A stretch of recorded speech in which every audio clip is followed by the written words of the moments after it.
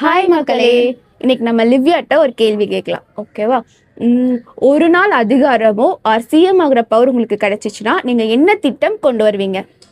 Okay, இப்போ நான் ஒரு நாள் சிஎம் அப்படின்னு ஆகிட்டேன்னா நான் கொண்டு வர திட்டம் பேர், என்னோட கான்செப்ட் என்னன்னா ஹியூமனிடேரியன் லீவ் பேங்க். அதாவது இப்போ colleges, students and school, office, இது எல்லாருக்குமே யூஸ் ஆகும். இது என்ன கான்செப்ட்னா, இப்போ ஒரு ஆஃபீஸ்னால் வருஷத்துக்கு 20 லீவ் கொடுக்குறாங்க. அந்த 20 லீவுக்குள்ளேயே நீங்கள் யூஸ் பண்ணிக்கணும் உங்கள் லீவ்ஸ்லாம் அப்படின்றாங்க. பட் இப்போ மற்ற எம்ப்ளாயீஸ் ஒரு மற்ற பர்சன்ஸ் என்ன பண்ணுவாங்க, அவங்களுக்கு நிறைய லீவ் எடுக்க மாட்டாங்க. அந்த லீவ்ஸ்லாம் அவங்களுக்கு வேஸ்ட்டாக போகும்.